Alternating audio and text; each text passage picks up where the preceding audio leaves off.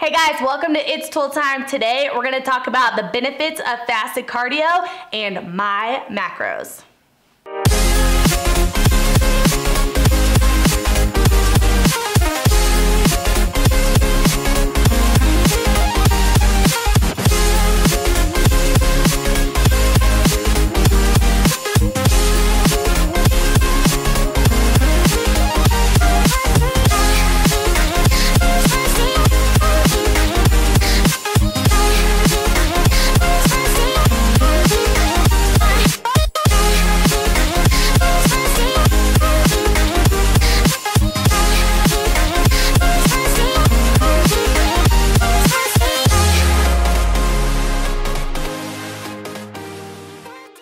So first question, how much do you eat before you work out in the morning?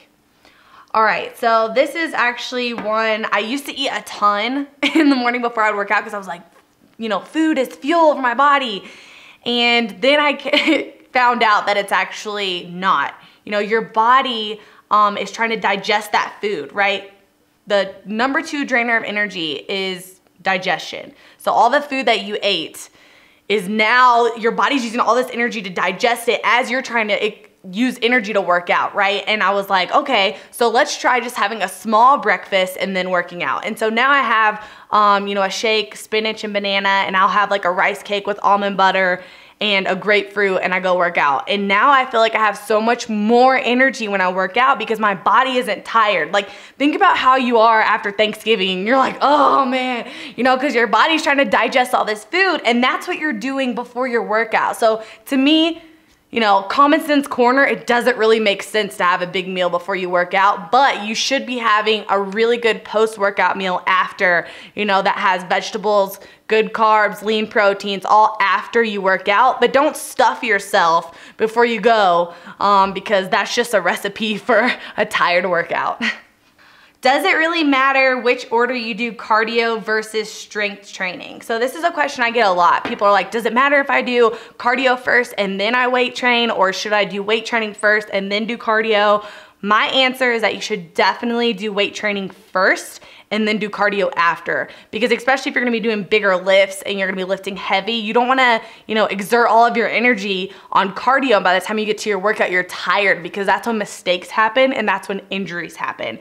And when you start weight training, you're gonna get your, you're gonna start burning fat, right? So as soon as you start transitioning into cardio, then you're still gonna be in that fat burn zone during cardio. So for me, it's definitely better to work out first and then do cardio after, and you can kind of wind down from your workout while doing cardio. Do you take time off the gym when you're sick? Okay, well, I'm kind of like, I don't know if I'm the right person to ask about this, because I'm kind of the one that's like, don't be a wimp, like go to the gym. And that's what I do with myself, and I don't really tell you guys to do this, but you know, if it depends on how you're actually feeling, right? If you've got like a cold and a sniffle and you're just like, or you're just like achy or tired and you're sick, then yes, you should still be in the gym. You should still go work out. That's my honest opinion. But if you're like sick, like you're like in bed and like bedridden, like don't be trying to go to the gym, okay? If you have something that you could give to someone else, if you're contagious, don't go to the gym. But if you're just like having one of those days where you like have a headache and you just like don't feel good, or your stomach hurts because of some crap that you ate, like you need to go to the gym, okay? Like stop trying to take sick days off of the gym. Too many people are doing that. You know, this isn't work, this is working out. So you gotta take it seriously. What do you think about waist trainers? All right, guys. I've been getting this question a lot because this has been a super fad right now. The whole waist training ordeal. You know, I have several friends that are blessed with like super tiny waists, and that's awesome. I'm not one of those people. I'm like super boxy.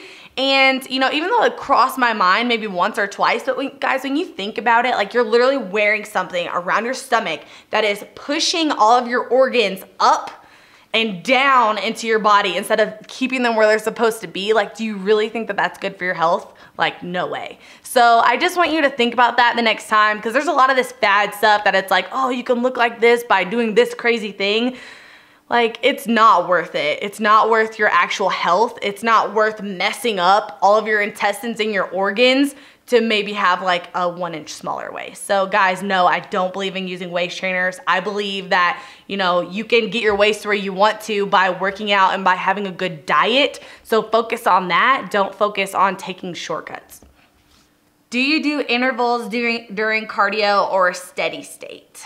I do both, because I believe that you cannot just do one thing every day for all of your life and continue to be consistent. So, you know, some days I do interval training and I'll like be going like super fast on the elliptical and then like go backwards and do intervals and keep it fun for me. Other days, you know, I'm just wanting to watch House of Cards on Netflix and I go at a steady state on the stair mill for 45 minutes. So, you know, it's just finding a good balance for you. And I think using both of those are an incredible way to lose fat, because if you're just doing the same thing every day, your body's extremely smart and it catches on, right? And there's muscle memory. So the way to trick your body and to keep things interesting for you is by doing several different types of cardio. So even if that means going for a run outside one day or going hiking, like do different types of cardio, or playing tennis or doing yoga, because if you don't keep it interesting for you, then you're gonna fall off the wagon because you're gonna get so bored. So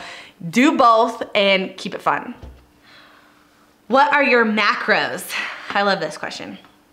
I don't count macros. I don't count calories. I just basically watch the sources of my food. So about 60 or 70% of everything that I eat is vegetables. Seriously, vegetables. And besides that, lean proteins. And I probably have about 150 grams of carbs a day that all comes from like vegetables, sweet potatoes, spaghetti squash, brown rice, and everything else is just healthy fats and lean protein. So I don't really count anything. I just make sure that the sources of my food are great. And I think that your calorie source is the most important, not, you know, how much you're having of each thing, but keep giving yourself a good balance of everything. Most effective cardio for bad knees. So I've had 2 knee surgeries. I tore my ACL, MCL, ripped out both meniscus, like full knee reconstruction pretty much from playing basketball. And so I struggled with this for a long time, and I had to go through a bunch of physical therapy. And then once I started weight training and stuff, I was like, oh my gosh, like, you know, I can't run. I hate running. And I'm not gonna be on a treadmill every day. So what's like the best way for me to lose fat with having my, you know, knee injuries? And I really found for me that the elliptical is awesome. I also like the open stride, the pre-core machines, because there's no like resistance for my knees, right? So like on an elliptical, your feet are planted the whole time. It's not like a stair mill where you have to pick your foot up and put your body weight down, or a treadmill where you have to put your body weight down through your knee. So stick with like an elliptical where you just have range of motion, right? And ellipticals, if you boost up the incline on them, it really helps you get your range of motion back in your knees too. And then once or twice a week, get on the stair mill or get on a, you know, a stair stepper to help really get the strength back in your knee, because you don't want to just, you know, forget about it. You don't want to just like stop training it, because it needs to get better, right? It needs to get its strength back. So using things like the stair mill and the stair stepper really helps get the resistance back for your knees, so you can start running again and those types of things. So my answer is the elliptical. What are the benefits of fasted cardio? So fasted cardio is something that I really believe in. During my leaning out for competition days, I used to do fasted cardio every single morning. And what it is basically doing cardio without eating in the very beginning of the day. So within the hour of you waking up, doing cardio for about 30 minutes. You only want it to be about 30 minutes before you have a meal. And what this does is it helps burn stored fat on your body instead of just burning the calories of your breakfast that you just ate. So this really helped me like burn off that last 5-10 pounds. But I don't recommend this for you if you're like just starting working out or just starting doing cardio, because it does take a little bit of practice to get to, because you're gonna feel woozy, and you know, I don't want you feeling that way.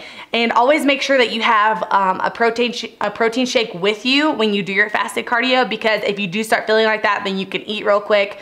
And then as you're doing the fasted cardio. At the 30-minute mark, have your shake and then keep going for about 10 minutes after that. And it's really gonna help you burn off that last 5 to 10 pounds, but only if you're ready for it. And work your way to it if you're just doing regular cardio now.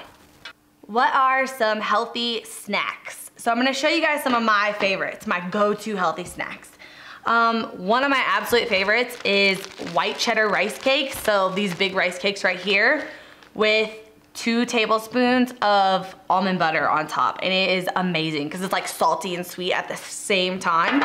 My other favorite thing to do, I love these tuna packets, and I always have these with me on the go, so they're always in my purse. So no matter where I am, if I need to eat, I can just whip them out and have them. And there's a lot of awesome flavors, like this one's honey barbecue, which is my favorite, and then hot buffalo style. And what I like to do with these too, is put them on top of a rice cake. So I'll actually like scoop out a whole tuna packet on top of a rice cake and have that as a snack. And my other thing is pistachios. So I usually always have like a small bag of pistachios with me, not this big huge one. But I love those, and I love Quest bars.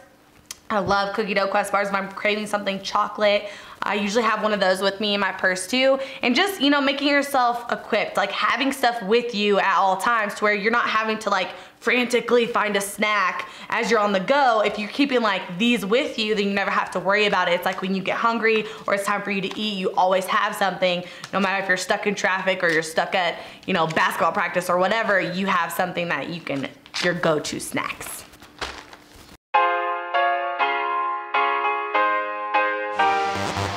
And